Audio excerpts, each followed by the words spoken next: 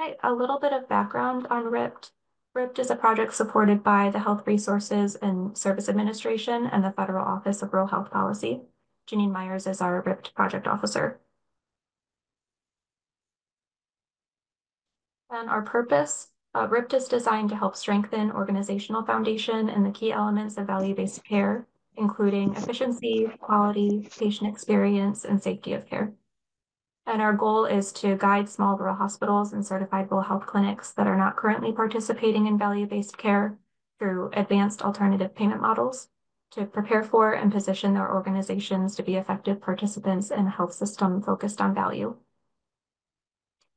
And now I'd like to welcome today's speakers. We have Lindsay Corcoran and Amy Graham, both principals from Stroudwater Associates. Amy Graham is an experienced healthcare executive providing vision and direction, finance and revenue cycle, and serving clients in the pharmacy, laboratory, hospital, and rural health clinic space. Amy has over 20 years of experience in maximizing the accounting, finance, and revenue cycle processes for healthcare organizations. Lindsay Corcoran is a compassionate change agent and strong advocate for sustainability and access in rural healthcare. At Stroudwater, Lindsay focuses on supporting and sustaining healthcare access for rural communities through hospital and medical practice operational assessment, affiliation strategies, and quality improvement. She has assisted rural and community hospitals and clinics across the country to improve operational and finance performance. So thank you both again for speaking. I will hand things off to you and stop sharing. All right, great. Thanks, Molly. For today's RIPT webinar, we're going to be talking about Medicare's new care management program, and that's the Advanced Primary Care Management Program. And Amy and I are going to kind of tag team this presentation. And really, what we want to make sure that we cover today is very high level. What does this program entail? What are some of the specifics that clinics can start to evaluate and assess whether or not they want to implement this Medicare care management program within their organization. So we're going to try to walk through and understand what the APCM, the Advanced Primary Care Management Model is, or management program is, and then incorporate some strategies for implementing the program. And then also Amy's going to walk through some kind of billing and coding and revenue reimbursement topics as well with you all today. So just high level, what is the Advanced Primary Care Management Program? It was something that was just recently introduced in the 2025 updated physician fee schedule. And it's again, it's a Medicare specific program. So very much in the same family as the chronic care management program, transitional care management. So it is, again, another one of the Medicare care management programs. It is for Medicare beneficiaries, and it's really looking at assessing care management in preventative care services. And there's a greater focus on quality, which we're going to talk a little bit more about in today's webinar, and how it is different from some of the other care management programs out there. Its goal is to, and CMS's goal, Medicare's goal is to continue to move from this fee for service into more of that value-based payment arena. And this is one of the programs that really, again, focuses on care management, preventative services, and quality. So getting paid for taking care of a population versus that fee for service where it's more of that episodic, you get paid, the more you do, the more you make kind of mentality. That's how I always think of fee for service. And so we're really, there's this shift that's occurring, and CMS is really trying to move away from that fee for service. And this is just another way that primary care practices can really expand patient care. And we'll talk a little bit about which patients meet the requirements for this particular program. You may be wondering, because we have talked a lot throughout the RIPT program, is around the chronic care management program, so CCM. And so how is the advanced primary care management program different than the chronic care management? Well, chronic care management, as you know, it really supports patients with multiple chronic conditions. You have to have 2 or more chronic conditions for you to be eligible for the participation in a CCM program. There is time-based coding. So you within the chronic care management program, it's 20 minutes a month that you can receive reimbursement for within that. So it's very time-based. There is a minimum time requirement monthly, as I just mentioned. There's no quality measures. We don't have to meet any specific quality measures to be able to bill for the chronic care management services. Oh, on the other hand, the advanced primary care management, there are kind of a wider range of patient eligibility with varying levels of need, and we'll go over that. It is coding based on patient complexity, so it's not time-based. It is based on the various levels and the resources needed to support that patient on in each one of their levels, and those levels go with their complexity. It has a greater focus on activities and outcomes. There is that quality measurement component, and it doesn't require a monthly call to the patient with a care team member, similar to what we see in the chronic care management program. And only one primary care provider can bill for the APCM. But rest assured, that the chronic care management program is not going anywhere. You can be a practice that still offers chronic care management, and you can offer the advanced primary care management. You can also offer all the other different primary care, care management programs within your clinic. You just can't enroll one patient in all the programs at the same time. So, we'll talk a little bit about kind of maybe how you can envision incorporating maybe this program into your clinic and whether or not it really makes sense to your clinic. At the highest level, really the goals of the advanced primary care management program is to improve quality of care, enhance the patient experience, and reduce healthcare cost. Very much in line with IHI's triple aim, right? That we are improving the quality of care, we're driving down the cost, and we're doing it across the population.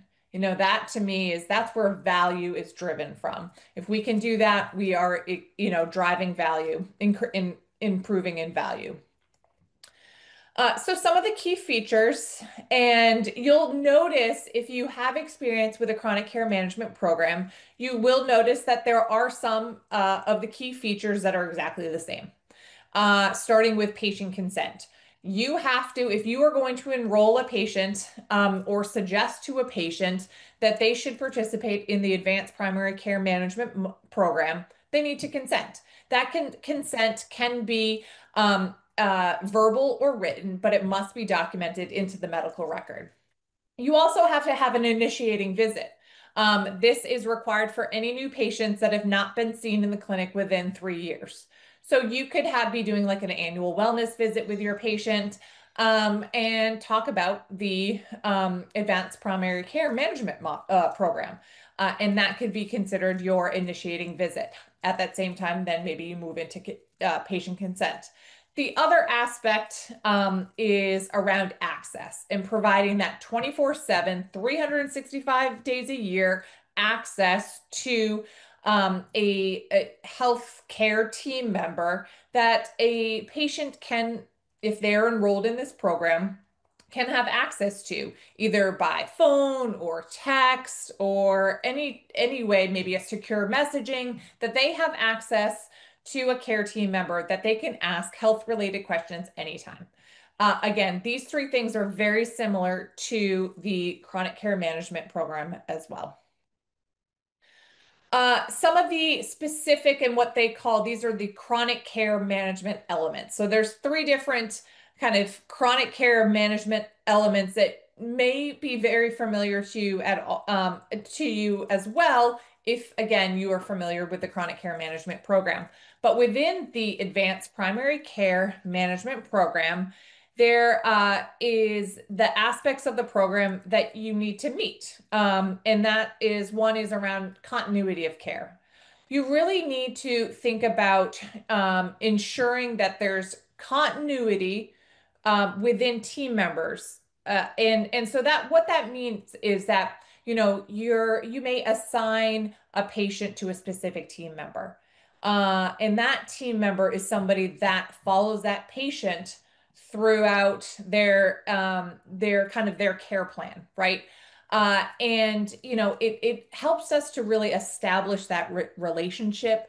It and once patients start to establish a relationship with a care team member, you see greater buy-in. You see improvements as well that and so there's so many positive aspects to creating that continuity of care with specific team members within your practice. There's also alternative care.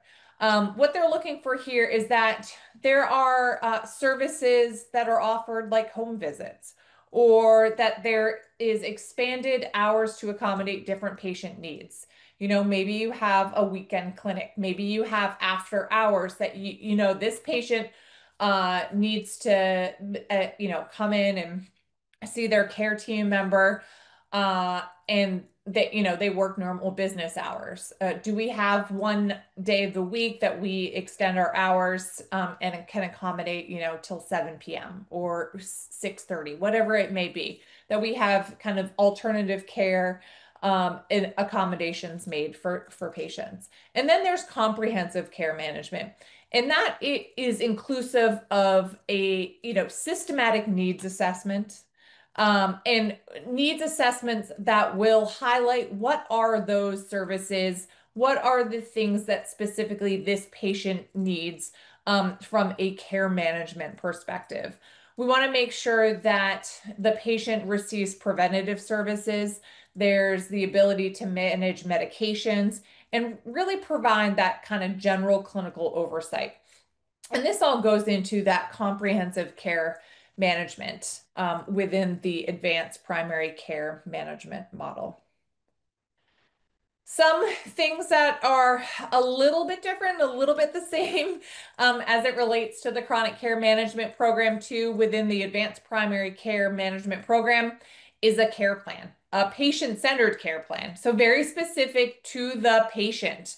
And that is something that is required coming out of the APCM, where you develop care plans collaboratively with the patient, and really make it ensuring that they are that patient centered. It's not a one size fits all model. It is specific to that patient. And it's also available electronically. So it's within the medical record. It is something that if you need to send this, that the patient can access it.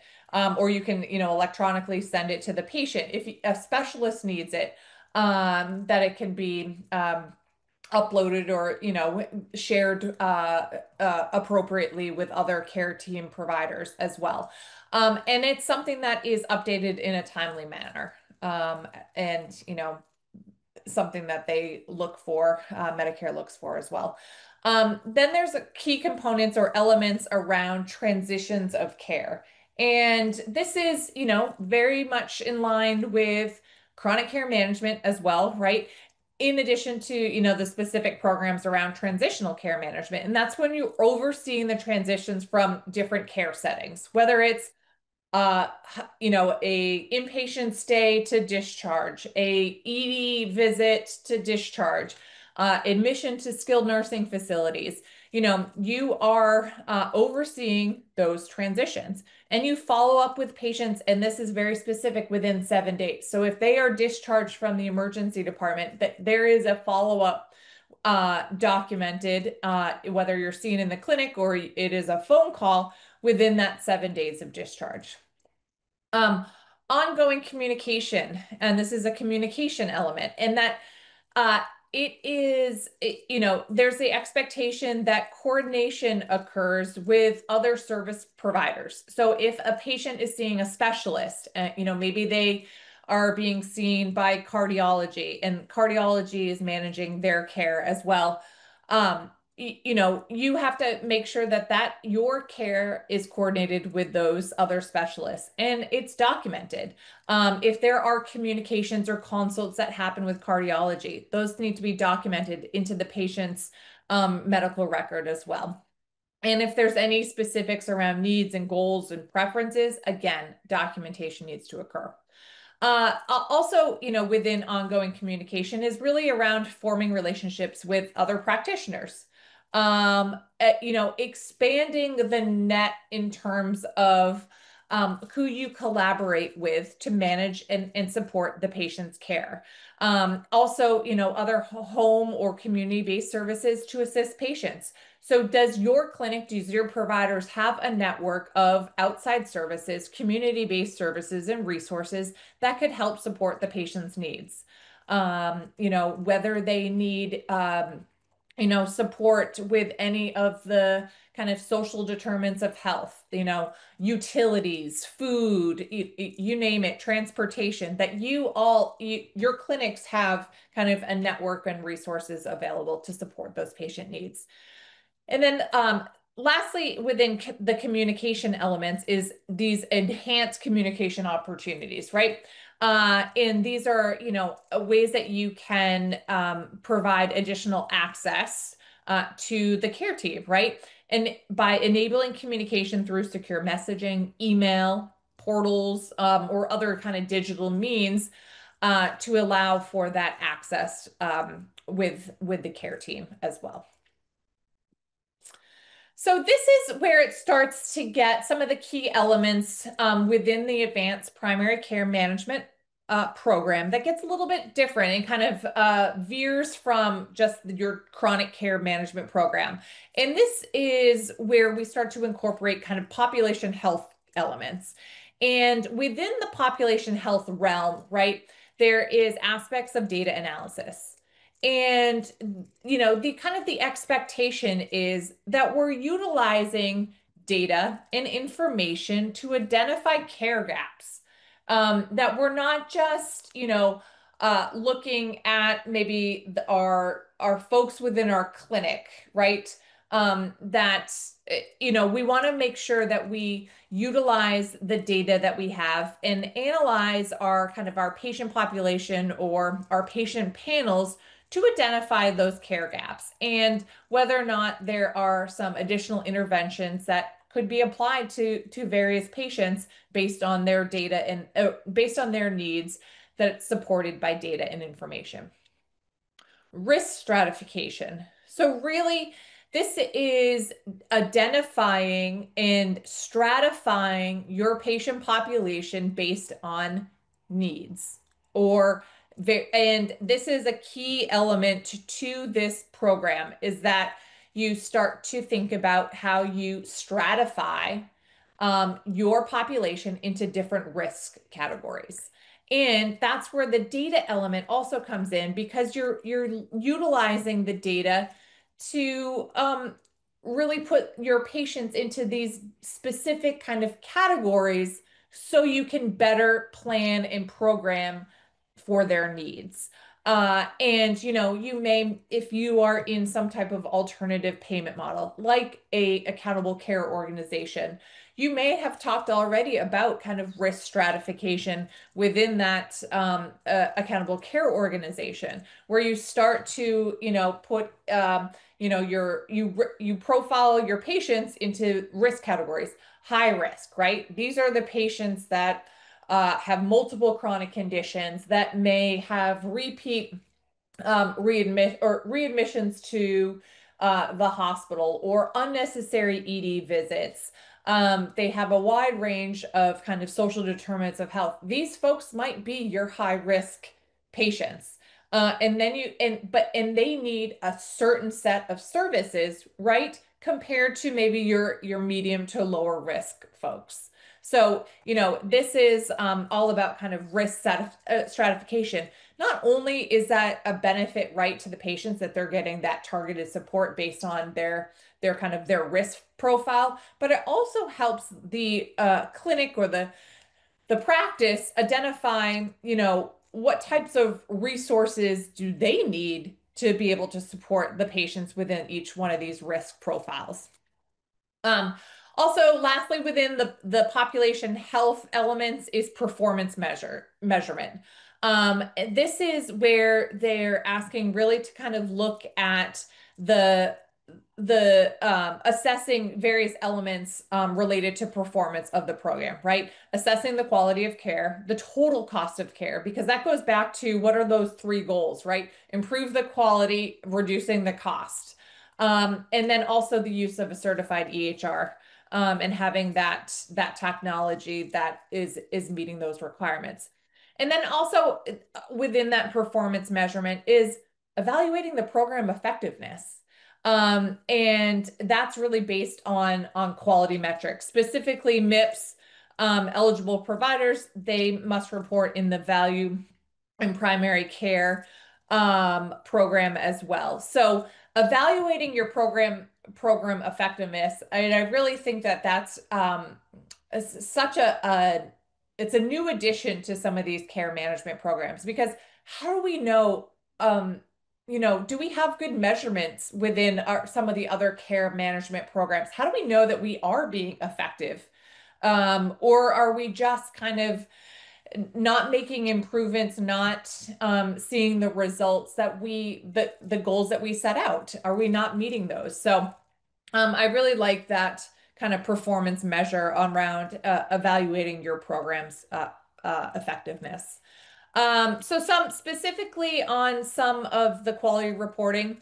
So the MIPS value pathway or value in primary care. These are some of the key areas of focus around quality, improvement activities. Again, cost comes in there. Promoting interoperability and population health. You could be meeting the quality reporting if you are in a Medicare shared savings program.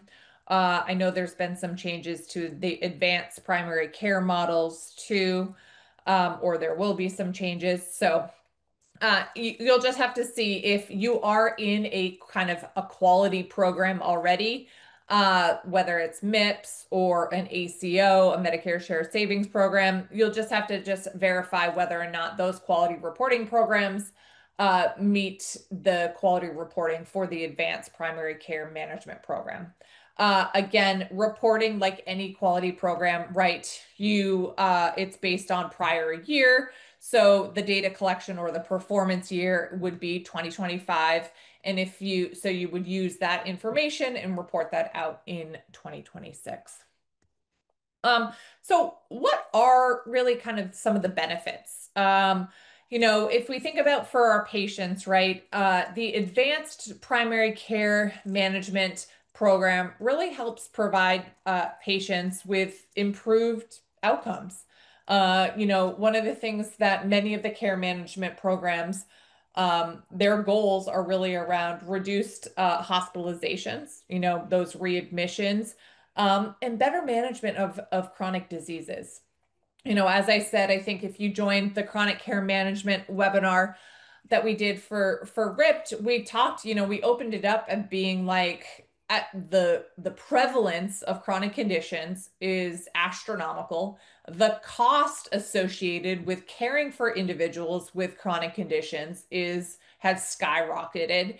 And so there is such a focus on managing and caring for folks with chronic conditions, with really the ultimate goal is that we start to see some of these numbers come down and decline.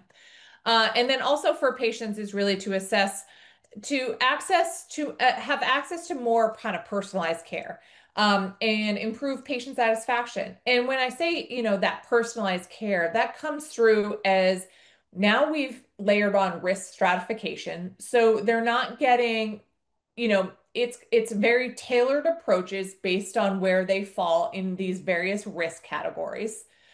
So that's important, and that leads to a greater degree of personalization, and also that patient-centered care plan. I always have to remind folks that it needs to be like any care plan that you do, it has to be patient centered. We have to make sure that we're incorporating patient preferences and goals very specific and attuned to individual patients. Benefits for providers.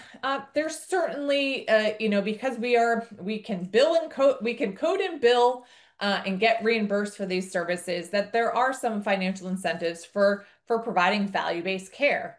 and that we can be doing, we're moving away from that fee for service. We can be doing the right things, right? Improving outcomes, improving the quality of our care, reducing costs, and at the same time getting that reward and that financial incentive to be able to do so. And that's why I really like some of the Medicare care management programs, because it really helps us move in that direction, in terms of a more of a value-based payment arrangement.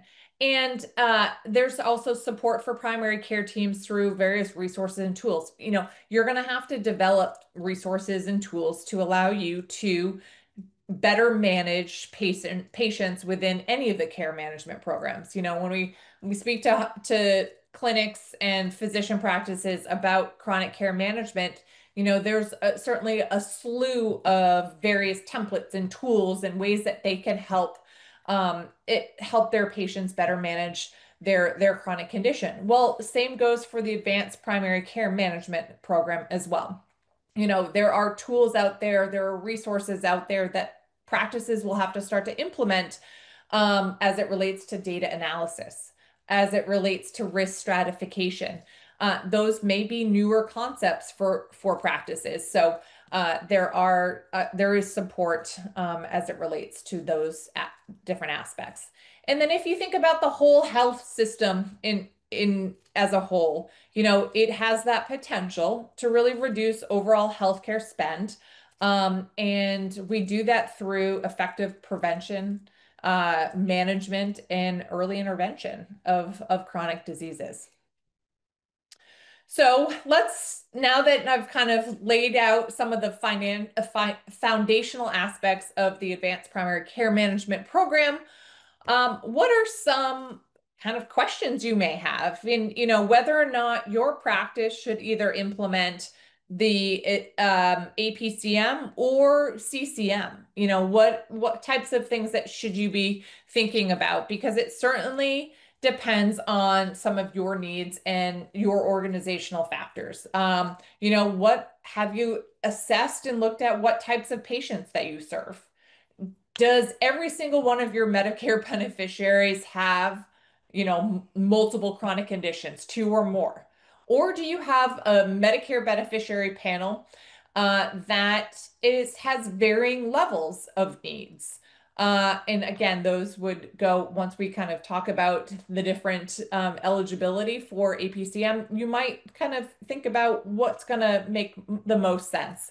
Do you have a care management program in place already? Uh, and I think that's an important factor. If you have a well-established chronic care management program already in place, maybe thinking about the advanced primary care management program makes sense. Maybe it could be, you've done very well, you're well established. Maybe it's time that you can layer on maybe another care management program. If you don't have a chronic care management program, I don't know if I would suggest you jumping right into this. I think, thinking about chronic care management first, getting your feet wet with that program first, will make the advanced primary care management program a bit easier because there's just a few more layers to it. Um, and uh, and then are you a practice that you can provide both, right? You can, whether or not you want to provide both, you can just making sure that you have the kind of the what am I trying to say? The resources and the how you identify patients, whether they're in one program or another, they can't be in both. And do you have those capabilities in-house to be able to differentiate patients and what programs they're participating in and making sure that nothing is kind of built out in that's inaccurate. Um, okay, so some of the aspects of implementation of the advanced primary care management program. So say if you, for instance, right, already have chronic care management in place. What are some of the key steps to think about now that you want to take the next leap into the advanced primary care management program? It's really starting to first step, I'd stratify your patients. I would look at your Medicare beneficiaries and stratify them into low, medium, and high complexity. And you would, kind of evaluate what would meet that high complexity. Like I said, maybe it's that chronic care patient that has multiple chronic conditions, many readmissions to the hospital, multiple ED visits. Maybe there's somebody that you frequents the clinic quite a bit, asking various medical questions. And again, maybe the outside the medical realm, some of the social determinants of health play a role in that as well. That might be your high complexity. And then you want to start to think about how you enroll at newly eligible patients. Again, making sure that we're collecting our consent and it must be documented. We have to reconsent any existing patients. Maybe you're going to move some of your chronic care management patients into this new program. Again, that's something that you would have to weigh. Amy's going to talk about the reimbursement aspect and might provide some clarity around whether or not you do that. You also want to make sure that you work with your billing and coding to make sure that you are appropriately documenting and appropriately capturing revenue based on patient levels as well. And then, certainly there's regular training. Making sure that we're educating our staff on any changes that occur, program requirements, specific billing and coding guidelines from CMS, as well as documentation. Documentation is certainly a key aspect to this program, as well as any of the kind of care management programs. And then at the end of the day, making sure that we're ensuring compliance. Have we, if we're going to be sending out a claim, that we have checked off all the boxes to meet the compliance of the advanced primary care management program. All right. So who is eligible? As I mentioned, it's for Medicare beneficiaries who have either Part B and C, and they must be stratified into the levels based on their care needs. So again, one of the first things I would say is look at your Medicare beneficiary panel, start to stratify them. So levels are 1, 2, and 3. Level 1 is for patients that have one or fewer conditions, chronic conditions. Level 2 is 2 or more chronic conditions. So very similar to the chronic care management program is that level 2. And then level 3 here is a little bit different. It is anyone it's for your dual eligible qualified Medicare beneficiaries, so your QMBs, who have 2 or more chronic conditions. All of these 3 levels, again, they must be seen by a provider within the last 3 years. So, maybe somebody that meets that level 1, it might be somebody that just hasn't been in the clinic in quite some time. So if maybe we get them in and have a initiating visit, and then they will be, reacquired to our practice. All right. I've already talked a little bit about patient stratification, but these are some ideas to think about, and it kind of further elaborates what we're talking about here in terms of risk stratification. Again, it's really the process of assigning risk status to patients. And you do that by using kind of information and data that drives kind of that decision making, with the goal to be more specific on your care, and with the goal to improve overall health outcomes. So, what I, thinking about if you're going to go through the risk stratification work and look at again your Medicare beneficiaries, you want to leverage kind of your EHR and help pull some of this information from your EHR. Your EHR, depending on how what system you're on, they actually may have some type of risk stratification as well built in. Other resources that you can utilize are various screening tools as well. You know, some of the self-assessments can be incorporated into that risk stratification profile. Um, and some other things to think about is, there's two kind of ways that you can think about stratification.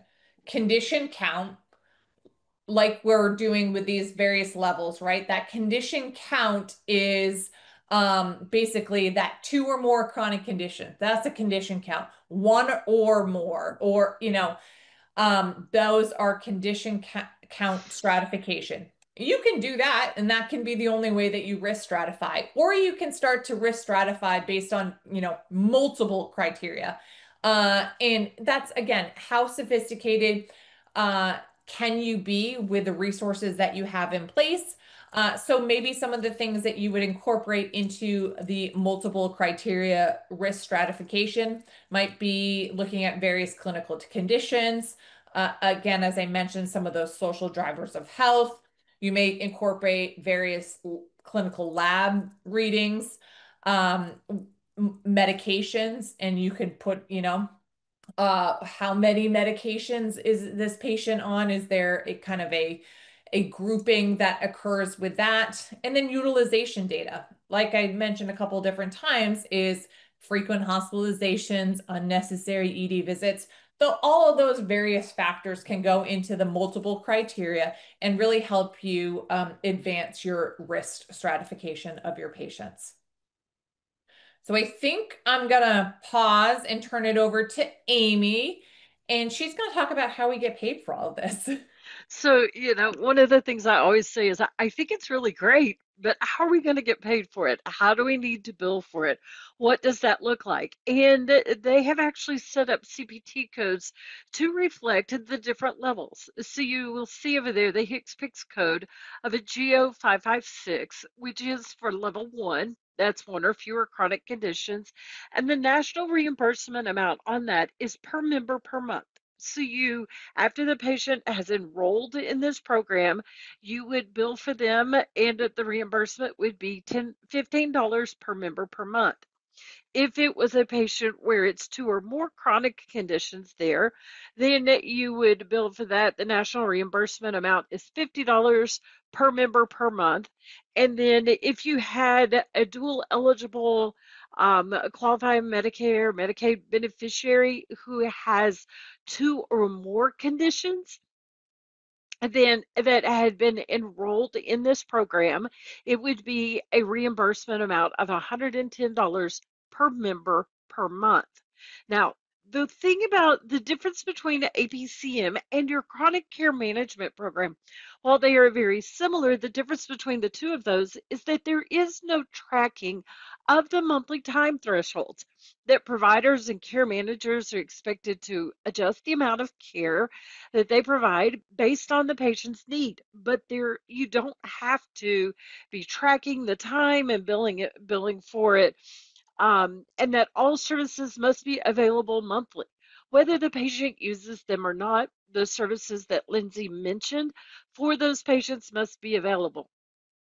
Again, very similar to chronic care management, these codes can be billed once per calendar month when the patient enrolls in the program, so they do have to be enrolled in it, and that APCM includes RPM as a complementary service, which means that it allows the practice to capture more revenue while meeting the complex care needs of your advanced primary care patients. So if we look at the next slide, we'll talk about the remote patient monitoring. So with remote patient monitoring, that's actually where you are using digital devices to monitor your patient's health, and it allows for early intervention and prevention of complications. So things that are being checked are your blood pressure, your heart rate, weight, your vital signs. You could be checking the weight, glucose, or O2 of your patient at providing those services through remote patient monitoring. Now, on the next slide, what we actually did is we went through and created a financial projection where there are two different models when looking at this. The first model is patients qualify for a PCM.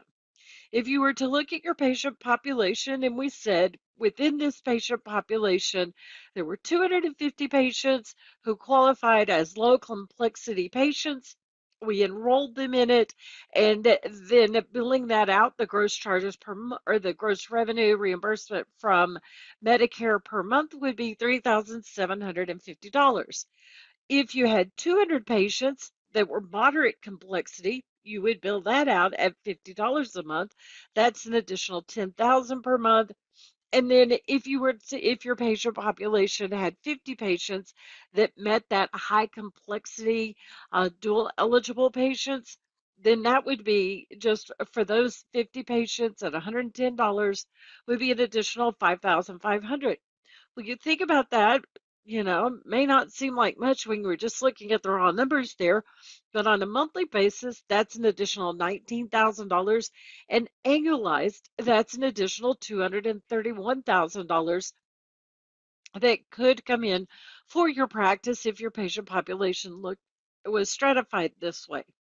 Now, if you were to consider, though, adding in RPM, that remote patient monitoring services, to those 500 patients who qualified for both APCM and RPM, meet, assuming they meet the requirements for that remote therapy with the 99454, that's an additional $43 per patient per month. So those low complexity patients, that instead of being $3,750, once you would bill for those, it would be $14,500 per month. Your moderate complexity patients, there would be 18,600, and then the high complexity would add 7,650.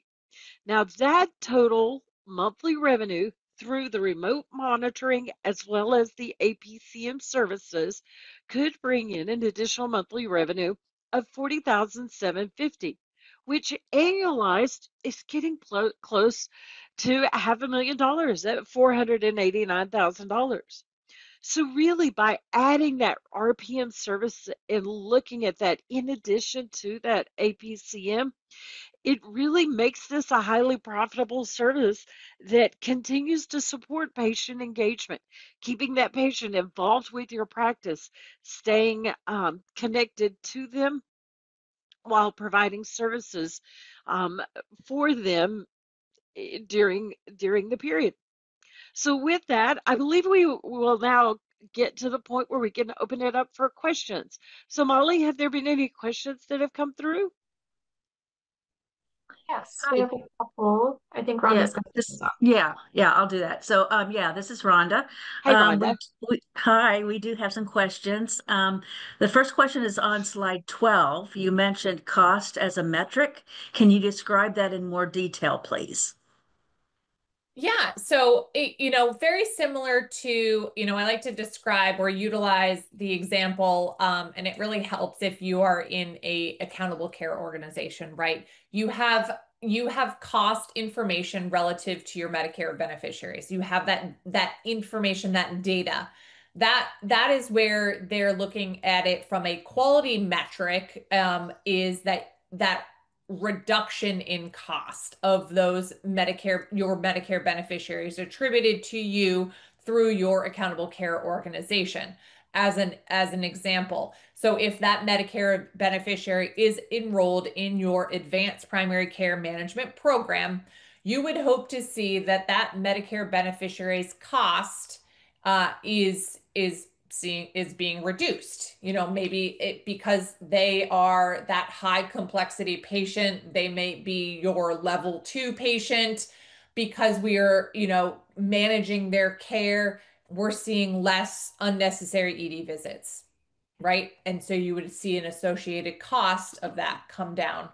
And that's why that would be a key metric to look at in terms of the quality within this program. Okay, thanks, Lindsay. The next question is, I love the structure and goals. It is a bit paradoxical to start with this at Medicare age. Are you aware of commercial or Medicaid models that are similar? I would I, I was going to take this one and say at this time I'm not aware of models that are similar. Lindsay, are you aware of any that are out there?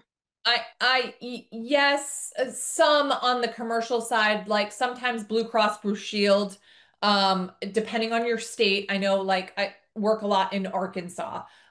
They've had various kind of primary care models, patient-centered medical home-like models that are very similar to this, have very similar goals. I think when it comes to on the Medicaid side, it's very state dependent. I think, and what I would encourage, folks, if you want to explore whether or not your state's Medicaid program covers something similar, has similar care management programs in place, because maybe you have a higher Medicaid population versus Medicare, right? Because this is payer specific, um, is kind of reach out and to see what's covered. But again, I would say it is state specific too on the commercial side. Blue Cross does something different in Alabama versus Arkansas. Not always the Yeah. same. And I would say too that because one of the things we see is that when it's a relatively new program, this was part of the legislation that went into effect in January, just barely 6 months ago. That as we see this coming through, you will see, more and more payers start incorporating that as your Medicare C plans, those Advantage plans start looking at it. They will start incorporating this as well. But it is one of those things that we anticipate will continue to grow in the future. Yep. Okay. So somebody from the audience did have a couple comments. So DHHS in New Hampshire has a similar program for Medicaid and managed Medicaid. Mm, And Stellar Health has a program we are part of as well as the Anthem carriers. Just as a nice. FYI, yeah, thank you for sharing that. Another question, do you have a recommendation for implementation of an APCM? Would it look like implementing small changes at a time or developing a new model and rolling it out once it is created? That's a great question. Um, and I'm going to steal that question and add it to my questions to consider when implementing. I would say if you have a chronic care management program in place, I would say that implementing the APCM would be, small changes, right? Since you have a lot of the basics of chronic care management already established, it's all of a matter of like kind of layering on some of the other nuances of the APCM program. And I would say that's probably going to be your better bet if you have already, again, a well-established chronic care management program. If you don't have a well-established chronic care management program, and you will have to really kind of implement the whole model, start to finish, and then start to enroll your patients. Things like education and coaching your team members, getting the billing and the coding correct, working with your revenue cycle team to make sure that we're going to get paid for what we do. Establishing all of those kind of foundational aspects of the program is going to be essential. So easier if you have chronic care management already in place, a little bit of a heavier lift, like with any implementation of any new program would be, if you didn't. Okay, all right, thank you. And at this time, I'm not seeing, wait, let me double check. Oh, so here is another comment. Oh, well, A challenge I see is not replicating work. For example, we use Care Compass which is a registry, how to get the information to the payers. Mm.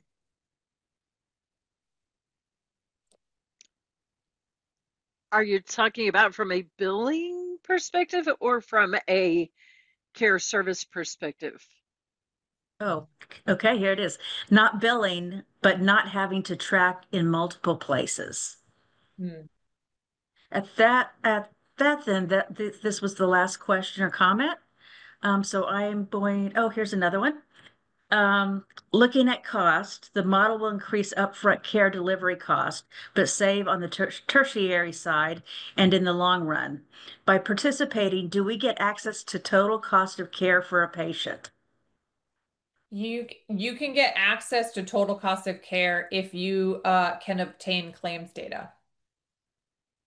Okay. Uh, so if you are within, like I mentioned, like an accountable care organization, a Medicare shared savings program, if you can get access to claims level data specific to your Medicare beneficiaries that are attributed to your practice or to your providers, then that would help give you the total cost of care.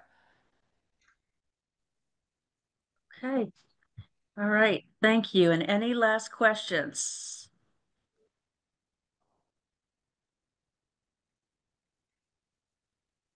Okay. So outside of an ACO, that would be a no? I mean, it's a harder, I mean, you can, if you are in maybe special programs with commercial insurers, I'll just use, Blue Cross Blue Shield, for example, or if it's a Medicaid managed program, you may get access to claims data, or they may give you rolled up claims and some type of cost information. But that's the claims data is where you're going to get the total cost of care. Okay. All right. So I'll just pause for another few seconds and see if anybody has any other questions. So with that, I'm going to hand it back out over to Molly to wrap us up. Well, thank you everyone for joining today. As I mentioned before, we'll send out a copy of the slides, the recording. Also, if you'd like one ACHE credit, there's a survey we'll provide if you want to give us feedback or if you want the one credit as well. So keep an eye out for that. Thank you, Amy and Lindsay, so much for presenting again. This was really great information. Um, those of you who joined, reach out if you have any questions, but otherwise, have a good rest of your day. Thank you. Thank Thanks, you. Lindsay. Thanks, Amy.